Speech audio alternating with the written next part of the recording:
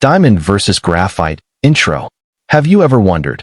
Diamond and graphite are both made of the exact same element, carbon. Yet diamond doesn't conduct electricity at all, while graphite does it fairly well. How is that even possible? Let's find out. Same element, different properties. Both diamond and graphite are pure carbon. Same element, atomic number 6, and 4 valence electrons each. But their physical and electrical properties are completely opposite. The reason? Their internal structures are totally different. What is electrical conductivity? Before we go further, let's quickly define electrical conductivity. A material conducts electricity when it has free electrons, electrons that are not tied to any atom and can move around freely. When voltage is applied, these free electrons flow and create an electric current. Diamond crystal structure. In diamond, each carbon atom forms 4 strong covalent bonds with 4 neighboring carbon atoms. This creates a massive 3-dimensional tetrahedral network. The type of hybridization here is sp3, meaning all 4 valence electrons are used up in bonding. Why diamond does not conduct? Because all 4 valence electrons of every carbon atom are locked in covalent bonds. There are 0 free electrons in diamond. No free electrons means no electric current can flow.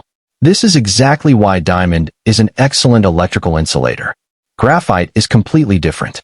In graphite, each carbon atom only forms 3 covalent bonds with 3 neighbors, arranged in flat hexagonal rings, like a chicken wire pattern.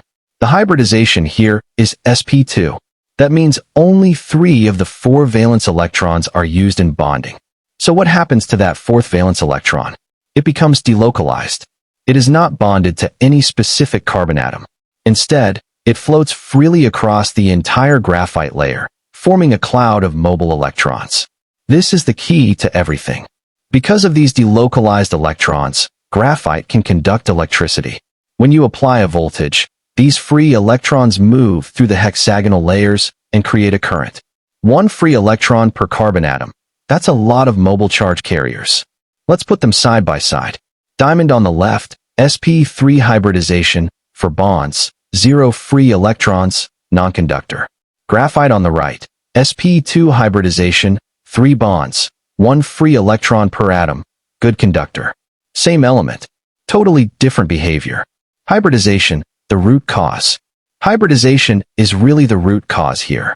In diamond, sp3 hybridization uses all 4 valence electrons in bonding. In graphite, sp2 hybridization leaves 1 electron in an unhybridized p orbital, and that electron becomes the free, delocalized electron responsible for conduction. Band theory. From a band theory perspective, in diamond, there is a very large band gap of 5.5 electron volts between the valence band and the conduction band. Electrons simply cannot jump across this gap at room temperature. In graphite, the bands actually overlap, so electrons can move into the conduction band easily, even at room temperature. Real uses.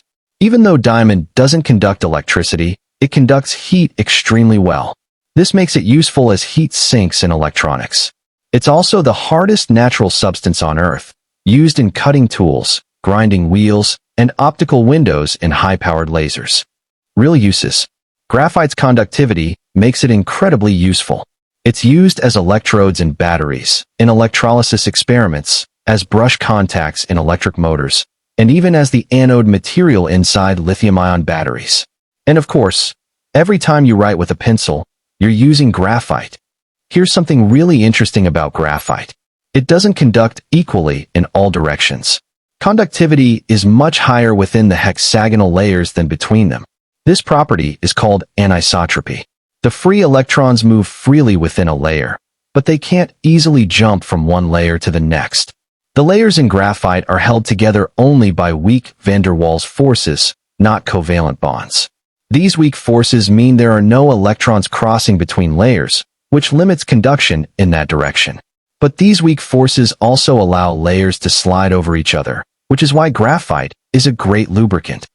3-dimensional tetrahedral covalent structure. sp3 hybridization. All 4 valence electrons are bonded. 0 free electrons. Electrical insulator. Very large band gap of 5.5 electron volts. And for graphite, 2-dimensional layered hexagonal structure. sp2 hybridization. 3 electrons in bonds, 1 electron delocalized and free. Good electrical conductor. Band gap is nearly zero because the bands overlap. Fun fact, graphene. Here's a fascinating fact. If you take graphite and separate just one single layer, you get graphene. Graphene conducts electricity even better than graphite. In fact, it's one of the best conductors ever discovered, with a conductivity higher than copper. And it is literally just one atom thick. Exam tip. If your exam asks, why does graphite conduct electricity, but diamond does not? Here's your perfect answer. In graphite, sp2 hybridization leaves one delocalized electron per carbon atom that is free to carry current. In diamond, sp superscript 3 hybridization uses all 4 valence electrons in covalent bonds, leaving no free electrons for conduction. So the big takeaway is this. It's not about what element a substance is made of. It's about how that element is bonded and structured. Diamond and graphite are both pure carbon, but their structures are completely different, and that gives them completely opposite electrical properties. Structure determines properties. Always remember that.